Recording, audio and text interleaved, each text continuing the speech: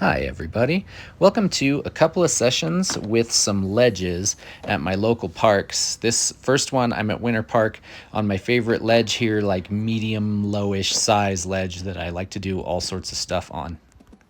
And this video wasn't meant to be about the Nano cubic wheels again, but I hadn't really spent a lot of time trying any grinds with those wheels until these couple of sessions. And I spent a lot of time on just ledges. And so I'll let you know as the video goes on what I thought about the wheels and how they work for grinding. So I started things off there nice and easy with some frontside 50-50s. Now I'm coming at it the other way to get backside 50-50s. And the front side ones were feeling really good. I go back and forth sometimes on front side 50-50s on if I can lock in easily and just kind of how they go, how they feel. And first try, I think I got my lock in really good. So I was like, okay, that's pretty special right there. The back sides were a little bit different. That last one, I finally got a little bit of a pop out too, which was really cool. That one right there, you could see my front truck swirling around a little bit. And I didn't know if it was the wheels or the trucks or me, but I think I figured out what was going on there. And here I'm going to go into some backside nose slides. I'm not very good at nose slides. At least I wasn't while these sessions were going on. Had to get some more wax going on there. But backside nose slide, for some reason, is a trick. Like, I can do it, but I just can't do it well. I can't lock in and just hold that grind and slide it out for a long time. So I decided today we're going to try a couple. We're going to make sure we get something decent here. But back to that weird feeling of the backside 50-50 with the trucks, I think I figured out what was happening there. And what it was the trucks had other wheels for a long time. They're not a new pair of trucks. And so they've got grooves, they've got, wear spots and everything. And the Andy Anderson Nano Cubic wheels are offset and they sit a little bit farther out on the axle than your other wheels. And so there was this little point of ungrinded metal on the trucks. And I think that was making my lock-ins a little bit weird, especially on backside. For whatever reason, backside was the one that was being strange. And now we're switching it up, coming in the other way, going front side nose slide. I have tried this before, but it is difficult because you're going backwards and just dialing in how to get on that foot is a little different. But I started to get the hang of it and got a little bit of slide and got a little bit of balance, and they were starting to feel better. And more I'm trying to turn things into lines. If I land a trick, don't just stop there. Try to get something else to go with it. So one more front side nose slide here. Got one more kind of clean one to fakie. Happy with that. And then after that, I was thinking, okay, let's get on the trucks again and see what happens. And these are some tries at backside nose grind on the front truck. And a funny thing happened after I tried these. I wasn't really locking in very well, felt awkward about it because I haven't tried these in a long time. There was that period where I was trying to lock this in, and then by happy accident, this happened. Let's go! Wow! This is only the second ever crooked grind that I've ever done, and I actually came out somewhat clean. The board was a little awkward, but I rolled away, and I am so psyched on that because that's a grind I wish I had regularly. I think it's so cool and so stylish. Hey, Willy grinds, we take those too.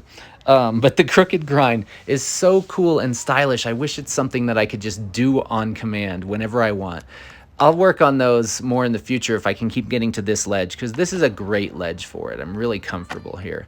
Trying to get that back 50 with the shove out. That one, I know I had a toe touch, but at least I was trying, got pretty close. So later on, I'm back at my local skate park in Granby, and I'm showing you my warm-ups just because this was one of those weird days where warm-ups went really well. This is all in one go. That was the ollie. That's the front side 180. And we're going to keep going through the other ones, and you're going to see I actually had really good luck with getting most of these first try, which was really awesome. So here comes the backside 180. Again, only one try for that.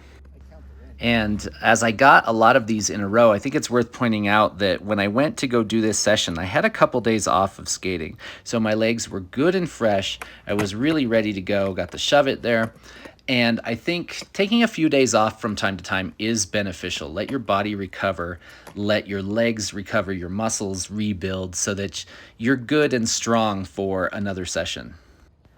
And so here we're getting the front shove. Not too bad, not a lot of pop. My front shoves, I need to work on that. I know I need to push down more with that popping foot instead of out, but it's such a weird balance game. Those, a lot of us know front shoves and how weird they can be. It's really sloppy, but we got the heel flip first try. That was awesome. And now I was telling myself in my head, wow, if I can get the kick flip, that's all 7 in a row. That would be insane. So let's see what happens. No. Kickflip. No. Had it. And of course, I couldn't get all 7 in a row, and then I had to battle for a little bit to get this super bad kickflip, but we got one, because I got to get all of those when I do my warm-ups. Then I'm trying to work in varials into my regular routine, and I did get one here. It's not great, it's a little sloppy, but I rolled away from one, so I'm going to take that.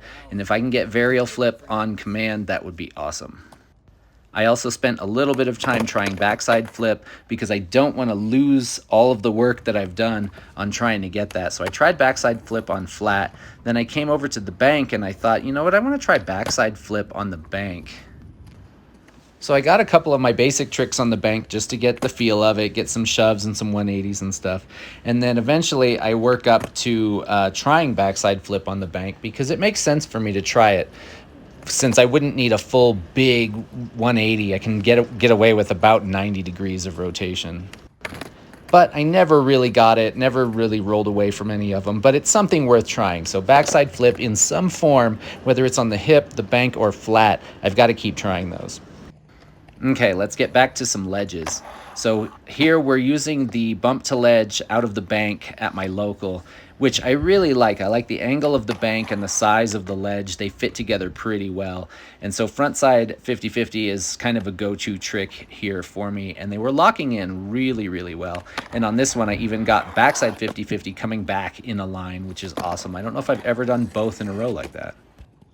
So another back 50 there, and now I'm trying to go for a nose grind, but I never really got it. I can't convince myself to lean forward enough because of that kink and that down part of the ledge. It's pretty scary. I end up doing this where I just sit on the ledge. So after that, I decided to go back to nose slides because they were going so well.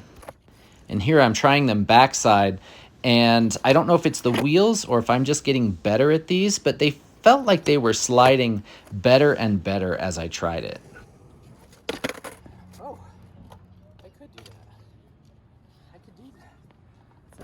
So on that try there, I came back up to the ledge from the other side and tried to get into it front side, which I hadn't done before. But the speed and the angle felt really, really good. And I was telling myself, wow, I think I can do this. So then I started actually coming at it from the other direction, and I actually did get one pretty easily. I didn't slide very much, but I was really happy that I just kind of popped onto the ledge and did a front side nose slide. So I started trying a few more, and they got better and better, and I started actually locking these in more and more and sliding more and more. And I don't know what it is about the bump to ledge, but it works just so well for me. The angles and the speed and everything fit together just right that front side nose slide is feeling so good on this ledge. It's kind of typical for me that everybody says that backside nose slide is, really easy. You just kind of slap your nose up there and then slide. And it's not one that I'm very good at. But then this one, like, there's a really good lock right there. I was excited about that one. For whatever reason, front side nose slide is quickly becoming better than backside. And that's definitely not normal, which is me in a nutshell. As I got better and more adjusted, I was getting braver and actually dropping in from the quarter pipe instead of just rolling and doing a kick turn on the quarter pipe, getting more speed and more lock in with that speed, hopefully keeping it balanced. If I don't knock my camera over at least once per session, it wasn't a good session. So there's that. And I discovered that I was pretty obsessed with the feeling of sliding on the nose backwards because I just kept trying these for a long time. There I got one out to regular, which was a pleasant surprise. I was kind of like, wow, if I can exit the ledge both ways, that's really cool. And here we got a line so that we got the back 50 as well. And so I want to go back to some of the focus on the wheels. Andy said that the wheels are sort of meant to bonk off of things as you approach a ledge or something that you're going to grind.